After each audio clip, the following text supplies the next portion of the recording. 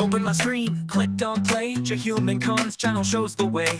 From cut to color, trim to blend, his lessons feel like a help. 35,000 টাকার মধ্যে PC build করতে গেলে আপনি অনেক রকম কনফিগারেশন দিয়ে কিন্তু পিসি বিল্ড করতে পারবেন। অর্থাৎ এখানে অসংখ্য ভেরিয়েন্টে আপনি পিসি ডিজাইন করতে পারেন। তবে আমি যে ডিজাইনটা করেছি এই ডিজাইনের মধ্যে বেশিরভাগ ফোকাস করা হয়েছে এর আউটলুক, অর্থাৎ দেখতে ভাই চমৎকার হতে হবে এরকম একটা ডিজাইন কিন্তু আমি করেছি অর্থাৎ আমার পিসি বিল্ডের মধ্যে।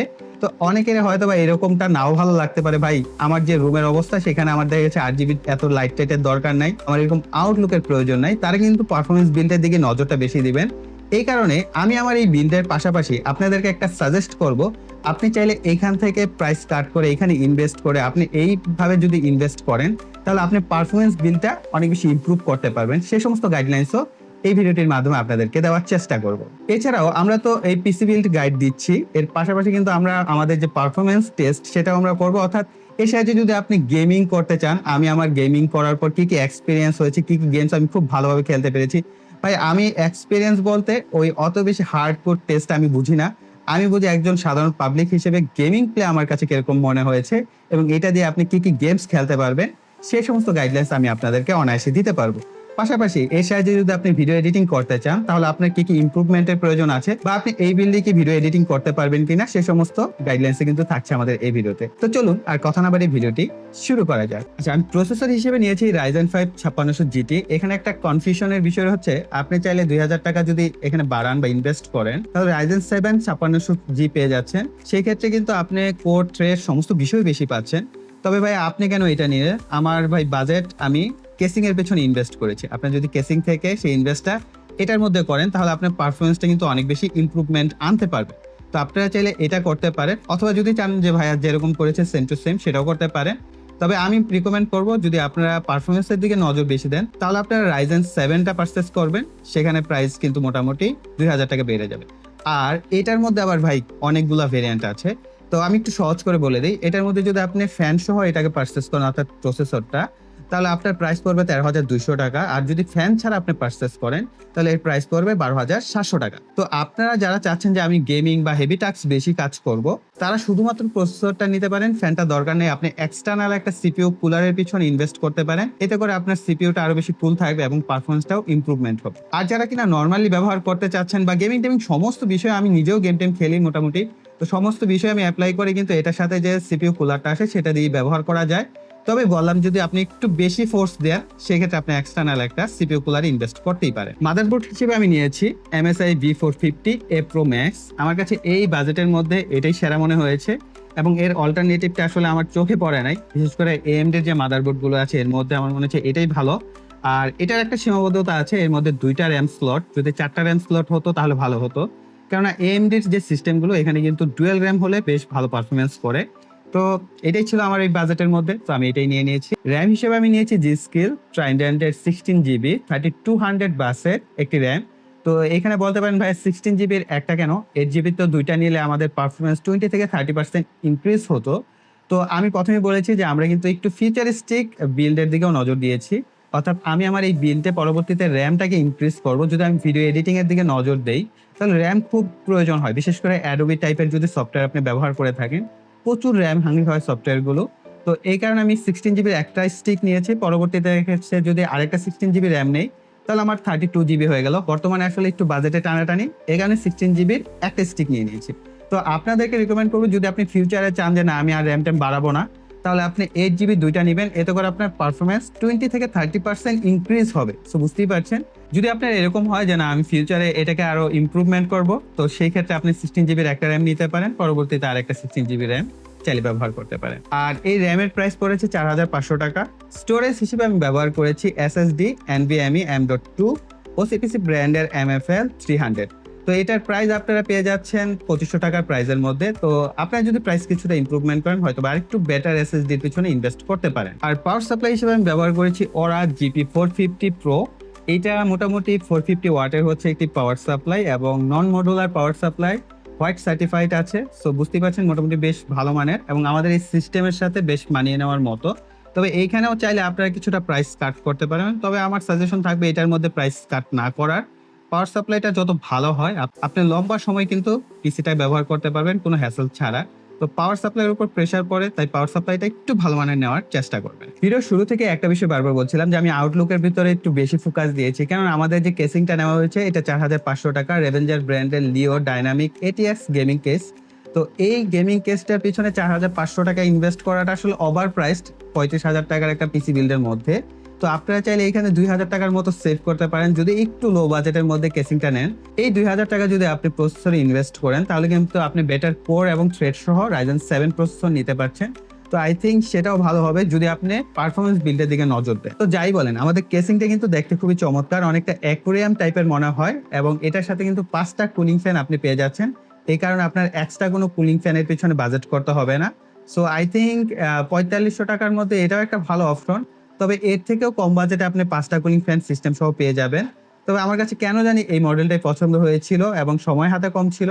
ওভারঅল আমার কাছে মনে হয়েছে যে এই কেসিংটা আমার জন্য ভালো হবে, তাই নিয়ে নিয়েছি। আমি বেশ কিছু গেমস খেলেছি, যদিও লেটেস্ট অনেক গেমস আমার সংগ্রহে নাই। সবার প্রথম shadow of the tomb raider, এই গেমসটা আমি খেলেছি। এর বেঞ্চমার্ক সেকশনে হাই সেটিংসে পেয়েছি 11 FPS, লো সেটিংসে পেয়েছি 13 FPS এর মতো।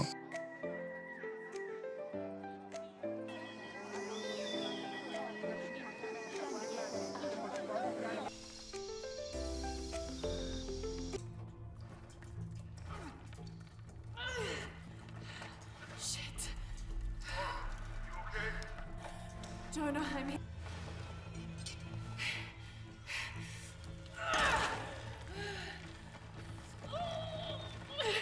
এই সমস্ত গেমস বেশ গ্রাফিক্স হাঙ্গ্রি হয়ে থাকে। যদি গেমস খেলা আপনার মেন প্রায়োরিটি হয়ে থাকে তাহলে অবশ্যই একটা ডেডিকেটেড গ্রাফিক্স কার্ড এর সাথে অ্যাড করতে পারেন।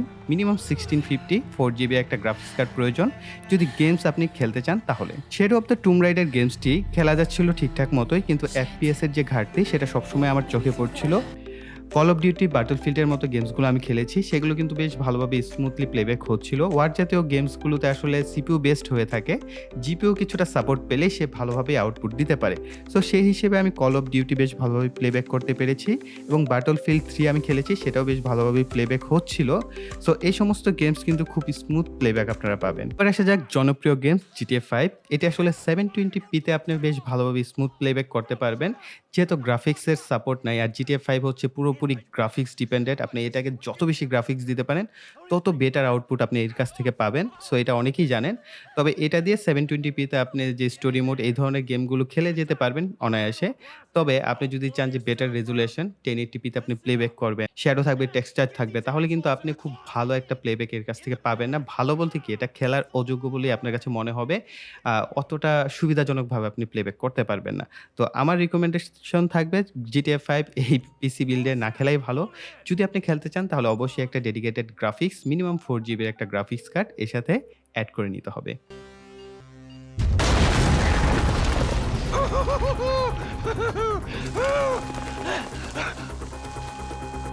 All right, we gonna do this?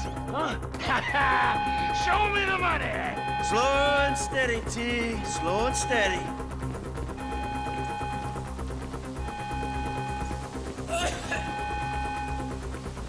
That's the score. We're just taking the non-sequential notes. There's enough here for us all to enjoy.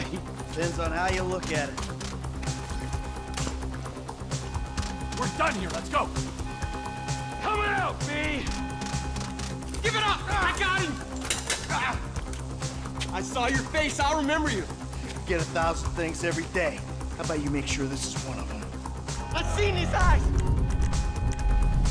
He's crazy! Fuck! You didn't have to do that! Let's get going. There'll be time for grieving later. Yeah, you got that right. Come on! Asphalt 8 racing গেমটি আমি খেলেছি, বেশ smooth playback পাচ্ছিলাম। এই জাতীয় গেমসও খুব চমৎকারভাবে আপনি খেলতে পারবেন।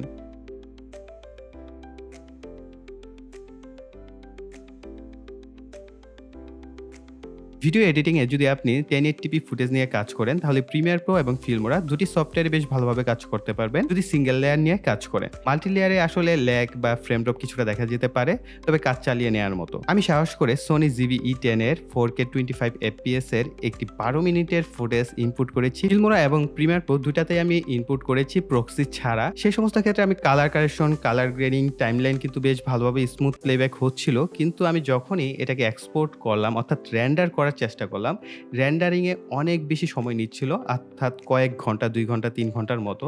তো তার মানে এটাই দাঁড়াচ্ছে আপনি যদি প্রিমিয়ার প্রো বা ফিল্মোরাতে 4K ভিডিও নিয়ে কাজ করতে চান, সিঙ্গেল লেয়ারের কথা বলছি, ডাবল লেয়ার তো ধরাই যাবে না, সেটা সাহস করা যাবে না। তো সিঙ্গেল লেয়ারের ক্ষেত্রেই যদি এত বেশি সময় লাগে, যখন আপনি 2টা বা 3টা লেয়ার নিয়ে কাজ করবেন তখন এটার সময় ভাবেন যা 2-3 দিনও সময় লাগতে পারে রেন্ডিংয়ে। অর্থাৎ আপনি যদি ভিডিও এডিটিং আপনার প্রায়োরিটি হয়ে থাকে তাহলেও একটা ডেডিকেটেড গ্রাফিক্স কার্ড এর সাথে আপনি নিতে পারেন, আদারওয়াইজ কিন্তু আপনার রেন্ডার টাইমটা অনেক বেশি বেড়ে যাবে। আগে একটা সময় ছিল ফিল্মোরা বা অ্যাডোবি প্রিমিয়ার প্রোতে গ্রাফিক্স ডিপেন্ড ছিল না, এখন রেন্ডার টাইম পুরোপুরি গ্রাফিক্সের উপর ডিপেন্ডেন্ট হওয়ার কারণে ডেডিকেটেড গ্রাফিক্স তারা রিকোয়ার করে। ডেডিকেটেড গ্রাফিক্স ছাড়া অনেক লম্বা সময় রেন্ডারিংয়ের প্রয়োজন হয়। তো এটাই রিকমেন্ডেড থাকবে যদি আপনি ভিডিও এডিটিং আপনার মেন প্রায়োরিটি হয়ে থাকে তাহলে অবশ্যই ডেডিকেটেড গ্রাফিক্স কার্ড এটার সাথে পারচেজ করে নেবেন। আর প্রতিদিন আমরা যে ধরনের সফটওয়্যারগুলো ব্যবহার করে থাকি, ফটোশপ ব্যবহার করতে পারেন, মাইক্রোসফট অফিস, এই জাতীয় সফটওয়্যারগুলো অনায়াসে রান করবে, কোনো অসুবিধা নাই। মনিটর নিয়ে কোনো কথা বলেন, এখন মনিটর যদি আপনি নিতে চান তাহলে আপনাকে কিন্তু আরো 9-10 হাজার টাকার মতো একটা ইনভেস্ট করতে হবে, তাহলে যে বাজেট সেটা কিন্তু আপনার 45,000-এ চলে যাবে। তো মনিটর এটা আসলে রাখা হয় না, কারণ আমরা এখানে পিসি বিল্ড গাইডই করা হয়েছে, পিসি বিল্ডের উপরে নজরটা দেওয়া হয়েছে। আর মনিটর নিয়ে যদি কথাবার্তা বলতে যাই বা এটা যদি রিভিউ করা হয় তাহলে প্রায় 10-12 মিনিট লাগবে। তো ভিডিও অলরেডি আমার অনেক বড় হয়ে গেছে। আপনারা যদি চান যে হ্যাঁ ভাইয়া মনিটরটার উপর একটা রিভিউ করেন যে এই পিসি পাওয়ারের মনিটরটা কিরকম, তাহলে আমরা কিন্তু পরবর্তীতে এটা নিয়ে একটা রিভিউ ভিডিও করতে পারি। এতে করে আপনারা এই মনিটরটা কিনবেন কি কিনবেন না সেটার উপর একটা সাজেশন পেয়ে যেতে পারেন। তো তার জন্য অবশ্যই কমেন্ট সেকশনে জানাবেন। সো প্রিয় ভাইরা, এই ছিল আমাদের সম্পূর্ণ পিসি বিল্ডের উপর গাইড, পারফরমেন্স টেস্ট, সমস্ত টেস্ট এবং আপনাদের সাথে শেয়ার করা। তাহলে প্রচুর পরিমাণে লাইক, কমেন্ট এবং শেয়ার করবেন। আপনাদের লাইক এবং কমেন্টের উপরই ডিপেন্ড করে আমরা পরবর্তীতে কোন ধরনের ভিডিও বা কোন ভিডিও নিয়ে আসবো। সো অবশ্যই প্রিয় ভাইরা লাইক, কমেন্ট এবং শেয়ার করবেন। তার জন্য চ্যানেলটিকে সাবস্ক্রাইব করে পাশে বেল বাটনটি অ্যাক্টিভ করে রাখবেন পরবর্তী ভিডিও নোটিফিকেশন পাওয়ার জন্য। সো এই বলে এখানে বিদায় নিব। সকলে ভালো থাকবেন, সুস্থ থাকবেন, টাটা।